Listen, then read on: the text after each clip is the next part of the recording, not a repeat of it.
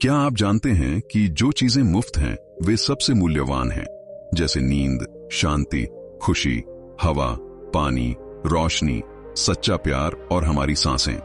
लेकिन विडंबना यह है कि ये वही चीजें हैं जिनकी हम सबसे अधिक उपेक्षा करते हैं। ये वो चीजें हैं जो हमें करोड़ों रुपए खर्च करने के बाद भी नहीं मिल पाती हैं। सबसे बड़ा कारण यह है कि हम इन चीजों की कद्र नहीं करते। यही हमारी भागती दौड़ती जिंदगी है और हमारी यह गलत धारणा है कि जिंदगी ऐसे ही चलती है। हम अपने जीवन में अलग अलग भूमिका और कर्तव्य निभाते हैं। हो सकता है कि आप किसी के बेटे या बेटी हों, किसी के पिता या माता हों, या किसी के पति या पत्नी हों। लेकिन क्या आपने कभी महसूस किया है कि आप अपना कर्तव्य निभाते निभाते थक गए हैं? आपके पास अपने लिए समय नहीं है। क्या आपको कभी ऐसा महसूस हुआ है कि आपके पास अपना कोई जीवन नहीं है और आप सिर्फ अपना कर्तव्य निभा रहे हैं? दरअसल जिस तेजी से भागती दुनिया में हम रहते हैं, इसलिए हमें ऐसा लगता है जैसे हमारी कोई निजी जिंदगी ही नहीं है, जैसे हम दुनिया में बिल्कुल अकेले हैं। आज की भागदौड़ भरी जिंदगी में हमें हर चीज की जरूरत है और तत्काल जरूरत है। आज किसी के पास इतना समय नहीं है कि वह कुछ पल निकालकर अपनी जिंदगी के बारे में सोच सके। इसका भी एक समाधान है जो आपको अगले पोस्ट में मिलेगा। इस पोस्ट में आपको मन की शांति, साहस और ज्ञान सीखने को मिलेगा। तो चलिए शुरू करते हैं एक कहानी से। एक बार एक दुखी और परेशान व्यक्ति एक बौद्ध भिक्षु के पास जाता है और उससे कहो, भिक्षु, मैं बहुत उदास हूँ, कृपया मुझे मेरे दुख दूर करने का कोई उपाय बताएं। बौद्ध भिक्षु ने उस व्यक्ति से पूछा, आपके अनुसार आपके दुख के लिए कौन जिम्मेदार है? आदमी ने कहा, ये समाज, ये लोग, मेरा परिवार, ये दुनिया और मेरी परिस्थितियां। उस आदमी का ये जवाब सुनकर बौद्ध भिक्षु मुस्कुराए और बोले, जब आप दुखी या खुश होते हो तो क्या महसूस करते हो? क्या ये दुनिया आपके दुख या खुशी के लिए जिम्मेदार है? अगर आप ऐसा सोच रहे हैं तो आप बिल्कुल गलत सोच रहे हैं। यह वास्तव में आप पर निर्भर करता है कि आप दुनिया को कैसे देखते हैं। दुनिया ने हमें गरीबी, दुख या खुशी नहीं दी है, बल्कि वह जानकारी दी है जो हम इस दुनिया से लेते हैं। हमारी मानसिक स्थिति इसी से तय होती है कि हम कैसा महसूस करेंगे। दरअसल इंसान का दिमाग इस तरह बना है कि सबसे पहले नकारात्मक विचार आते हैं। इंसान का स्वभाव ही ऐसा है कि वह सकारात्मक से पहले नकारात्मक बातें सोचता है। सच तो यह है कि हमें अपने जीवन में खुशी के पल तलाशने होंगे।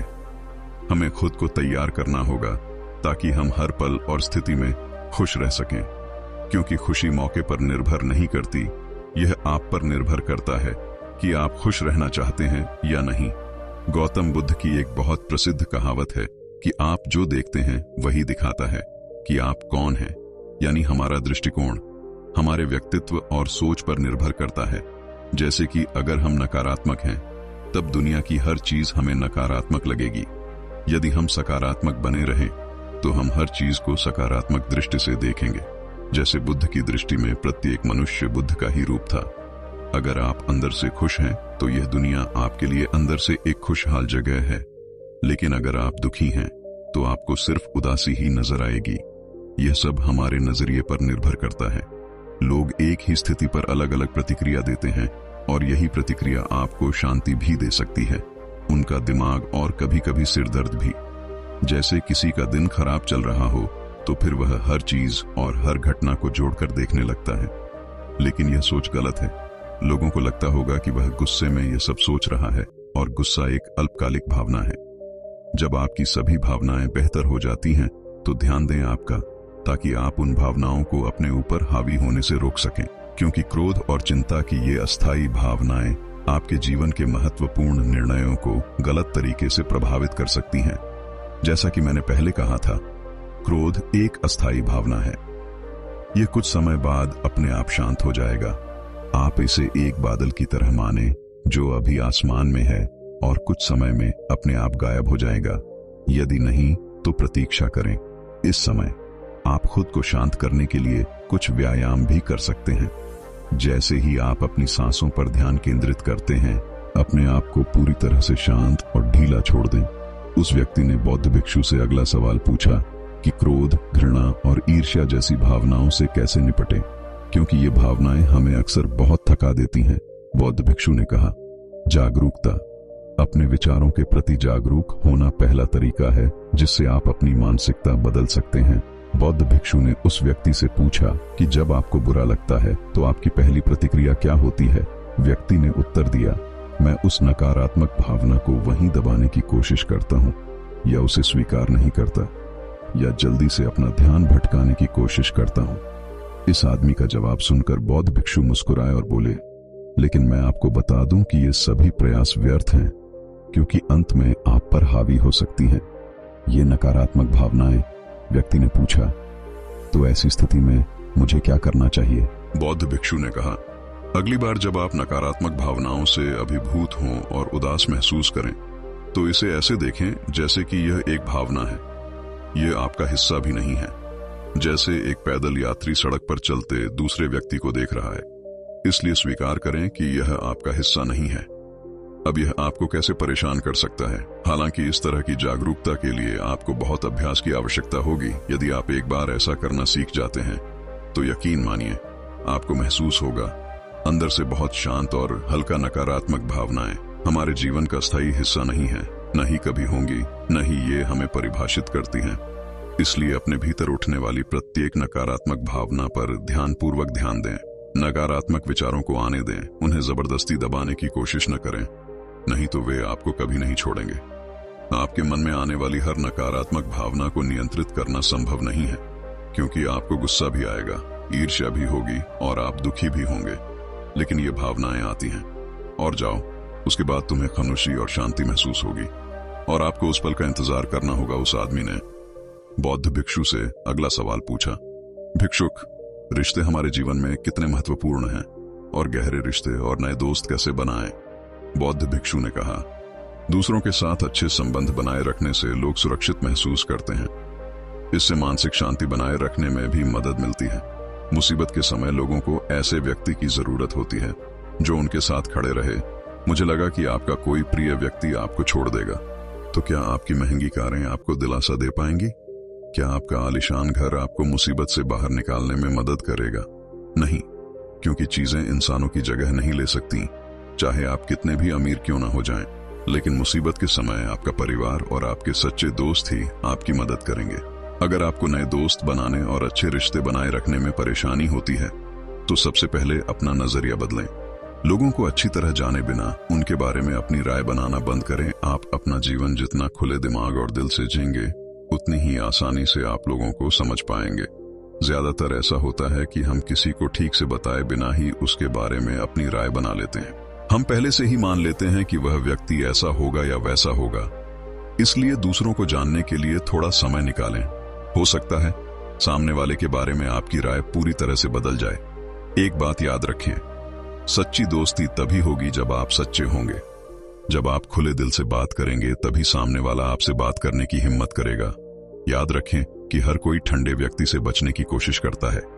ये नए दोस्त बनाने के बारे में है, लेकिन अगर आपके पास पहले से ही दोस्त और रिश्ते हैं और उनका रिश्ता आपके साथ टूटने की कगार पर है, तो आपको क्या करना चाहिए? एक बात हमेशा याद रखें कि एक अच्छा रिश्ता बनाए रखना हाथ पर हाथ धरे बैठे रहने जैसा है। ठंडी रातों में आग, जैसे कि अगर आप आग से बहुत दूर बैठेंगे तो आपको गर्मी महसूस नहीं होगी, और अगर आप बहुत करीब बैठेंगे तो आपको गर्मी महसूस होगी। ठीक उसी तरह जब किसी रिश्ते में नजदीकियां ज्यादा बढ़ जाती हैं तो अक्सर बोरियत आ जाती है। इसलिए आपको अपने रिश्ते में संतुलन बनाकर चलना होगा।